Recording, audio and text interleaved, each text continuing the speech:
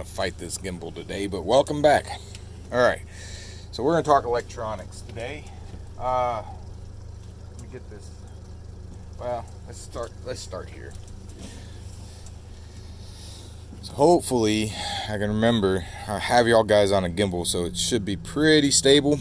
But anyway, so this is the way I keep my depth finder set up 99% of the time. Okay, I have side imaging on top, and I have down imaging on the left, and I have my charts down in the bottom right. Personal preference for me. The reason why I like this is when I'm looking for fish, I can see what the contours are, and then I can also see the representation on the graph. And so, like, sometimes I'll be looking at side imaging and I'll be like, man, that looks like a ridge, and I can verify if it's a ridge or if it's an island, or if I'm seeing, or maybe it's just a big rock or debris or something like that, or maybe it's a big wad of fish that are all just piled up on each other. I like to see I use the side imaging obviously to see far off more so than directly under the boat. Now I look here normally for directly under the boat. One of the reasons that got me to Garmin over anybody else, Lowrance or anybody else, and when I bought this was equivalent to the Mega imaging on the Humminbird, and I want to say it was like $2,000. Okay. But it's touchscreen, and for me, who's not using a lot of live bait, I don't end up with a really, really dirty touchscreen. Okay, so I really, really like it. Now I do have button controls over here that I can use to navigate also, but as far as, like, I don't even know what they do actually. I guess zoom in, zoom out. These are quick. I do use these quite often. These are like quick links to different, like if I'm just looking at nav charts, or if I want just side imaging, down imaging, like I said, this is where I stay most of the time. I think number 2 is a regular sonar. Yeah, I will use this also. Pretty deep right now. Oh my goodness. Okay, there we go. That's the wrong one. Okay, so here we go again. So why Garmin? I feel like the imaging between Garmin, Lowrance, and Humminbird are maybe not the same, but they're close enough. They're close enough that I don't feel like there's enough of a difference to argue which one has better imaging. Okay, so then it becomes function of use, price point, what is considered an add-on, what is not considered an add-on. Okay, and so, like with Humminbird likes to sell side imaging or down imaging, and if you want both, you want to pay extra for them. Now, I can't say that right now, today, 2023, that's the way they're doing it, or that's the way they're not doing it. But I know when I bought this, if I wanted side imaging and down imaging, I had to pay extra dollars for that. Okay. The other thing is that only their highest end models have touchscreen, and their highest end models are significantly more expensive than, let's say, a Garmin. Okay, so bang for my buck, I could buy the Garmin Ultra HD 9-inch and have down imaging and side imaging and touchscreen for $1,000 less than what I could have got it in Humminbird. Okay, now I'm gonna be honest, I didn't really research it that much in Lowrance. I know there's a lot of largemouth fishermen that are Lowrance all the way. I've just been Humminbird all my life, and I've just recently switched to Garmin. The biggest drawback of the Garmin is they call this a 9-inch, and a Humminbird, it's probably an 8-inch. It's a much smaller display screen. Like, from glass to glass is probably 9 inches, but you can see there's this margin, and it's just a much smaller screen than I would have got on a Humminbird. Okay. Because I understand how to read the sonar, that's not so important anymore. And because it's touch screen and I can zoom just like I'm on a phone, and so I would say it's not as super important. Okay, get this back. So I would say, to me, it's not that important, but I kind of know what I'm already looking at. To the beginner, I would say get the biggest screen you possibly can afford, because you're going to learn more about the fish faster on a bigger screen. You know, even if it's like, I'm just learning side imaging, get on Facebook Marketplace and buy like a Humminbird Gen 1, you know, in a 12-inch for $800, and start there, and then learn your side imaging and then go up from there. I mean, you're not going to want to stay there long, but don't go out and buy a $5,000 machine if you can't afford it, you know. So it's kind of like, for us, we run 3 boats, and it's like, you know, do I really want to have $15,000 in electronics, you know? So I try to keep everything at a usable level for us, and cost effective, let's put it that way. Durability wise, I haven't had any problems out of these yet. They're about 1.5 years old.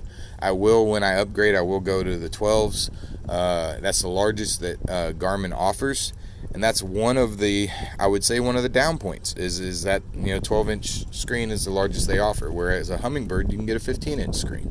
And I've been on boats that have them, and they're pretty magnificent. Also, like on my Humminbirds, they talk to my iPilots, but and since all my boats have iPilots, that's kind of a nice feature too, where I can stay on a specific contour, especially when we're fishing like large trophy catfish or something like that, and I want to stay in 45 foot of water, and we'll just drift fish essentially in 45 foot of water or 20 foot of water or whatever it is. Now, I do believe, and I haven't done the research on it, but I do believe that Garmin and maybe Lowrance, they're all starting to come out with their own trolling motors that are, you know, Spotlight, iPilot, GPS trolling motors. I don't know enough about them to give an opinion one way or another. We use the older generation iPilots. Matter of fact, almost all 3 of mine are PowerDrive V2s that we upgraded to iPilot, just because they're pretty durable and they're pretty easy to fix.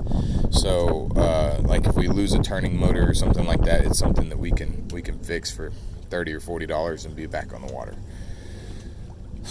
Back to electronics. Like I said, I don't know much about the Lowrances. I hear wonderful things about the Lowrances. I've just never used them. Seems like, you know, again, if y'all have any more questions or whatever else, I'll answer them in another video. Just put them down on the put them down in the comments, ask your questions, and I'll answer them. One thing on the charts, here, I'm gonna put y'all down for a second. I'm gonna pick up my iPilot. I'm gonna try to run over some fish, and I'll show y'all one thing.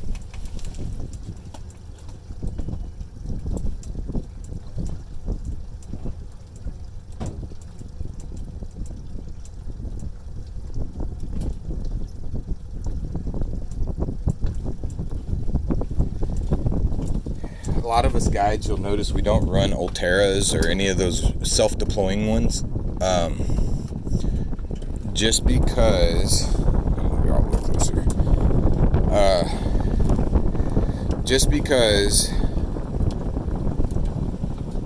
more moving parts is typically more unreliability. When you're using them every day like we do, we want to keep it simple, stupid, and so that's what we try to do. You know, we just try to stay simple, because now you got to worry about a deploy motor and a lift motor and a this and a that, and cables and all this other extra stuff that breaks. And in all honesty, if I lose my trolling motor, I'm out. Like, I can't go fishing.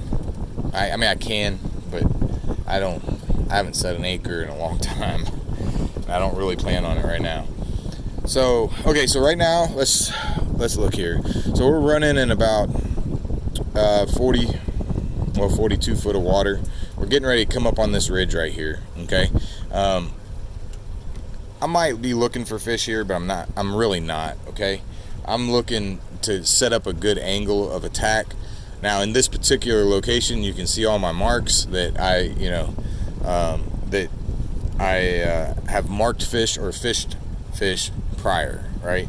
And so you start seeing on this right side and down side, you start to see the bottom change from a softer mud to more of a harder, sandy or denser bottom, right? It's one of the things I'm looking for a lot of times when I'm looking for these fish. I'm not going to go into too much of how to read the graph, but I do want to touch base on, we're going to get a bunch of wind because the wind's picking up, so we're marking some fish here and some fish there. But when I mark a pile, especially if I mark a pile of fish, like if I roll over a pile of fish, whether I'm going to fish it or not, I'm going to put a mark on it. And that's one thing that I feel like people that are just getting into fishing for, schooling type of fish like white bass, they don't do that enough. And you can see that over time, generally, you're going to get an idea of where those fish are going to hang in that general region. And you can see where I have 1, 2, 3, I have 3 or 4 spots almost on top of each other. See, that's nice and pretty looking. A little bit of structure on our left side. Not holding a lot of fish, but a couple fish in there. These guys are trolling this point. I don't really see a good reason why yet. I mean, there's a couple fish right over in here, just on that deeper side, holding in about, judging by where that is. And another thing that I like on the Garmin, and a lot of them you can do now, but I can say, hey, I want to mark that. Pause it, and I put my mark. Pause it. Put my mark right there, and I mark it, and that'll go over to my graph. And so I go back. Now everything's talking to itself again, and I have a mark there, right there, that 162. So anyway, I think that pretty well covers it. This general location, I'm not seeing a whole lot of fish. We're gonna go back through it one more time. Not enough fish that I would like to jig it. I could probably troll it. I guess that becomes a good question right there. Okay, so when do I troll and when do I jig, right? Man, there are countless people that only jig or only troll, okay? I'm not that guy. I grew up trolling. Like, I literally, from 8 years old to probably 15, I didn't even know what jigging was. That's all we ever did was troll. And I did it in a little John boat with no electronics at all. Just knowing the underwater structure and where I caught fish before, and away I went. Matter of fact, I was fishing this lake at 8 years old. I had to get special permission from the precinct JP to do it, because when I was 8, it was legal for me to drive the boat, and when I was 10, it wasn't anymore. And so he had to give me a special court order to be allowed to drive the boat on the lake still. There's a few fish right there. Shallower water. Marking a couple fish back up in the real shallow water. And you can see how this line drops off. There's some fish there in the deeper water. That's a pretty good little wad right there. But that's just because that falls off and that becomes a shadow. And so these fish are above that shadow. That's why you can see them. So anyway, trolling, jigging. Generally, you'll catch more fish jigging over time, right? Normally that's a principle of numbers, meaning that, like, if I have one person in the boat and I control 4 rods, generally I might catch more fish trolling because I got 4 things fishing for me or 3 things fishing for me while I'm taking a fish off. But if I have 4 people in the boat, I can generally catch more fish trolling or jigging than I can trolling. Now, the other addendum to that is generally the fish will be bigger trolling than out of the same school. You'll catch bigger fish trolling than you will jigging. And and that's not always the case. So I don't want anybody yelling at me. Like, I catch plenty of big fish jigging, and some of my biggest fish I've ever caught, white bass wise, have been jigging. To the same point, jigging, you have a better opportunity to catch legal size stripers than you do trolling. naturally, stripers are generally more skittish than the white bass. So you can roll a motor right over the top of a school of white bass, and they might disperse a little bit, but you're still going to catch fish. You roll over the top of a school of stripers with a boat, and they're going to move 50, 100 yards. They might move 50 miles. I mean, I can't remember the last time that I started that I caught limits of large stripers trolling. Like maybe back when I was 13, 14, maybe. But like that's 20 years ago, 30 years ago almost, you know. So, but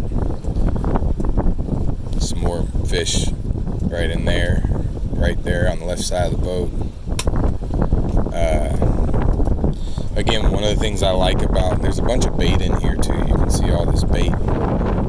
The Garmin, from that one screen, I can just tap on it, and then I can pause it, and I can set a mark or whatever else, so I can look at things specifically. I can zoom in on it to get a better clarity of image or whatever else. So generally, that's it. Like I said, if you have any more questions, comments, you know, whatever else, put them down there. I'll make another video trying to cover y'all's topics. All right, talk at y'all later.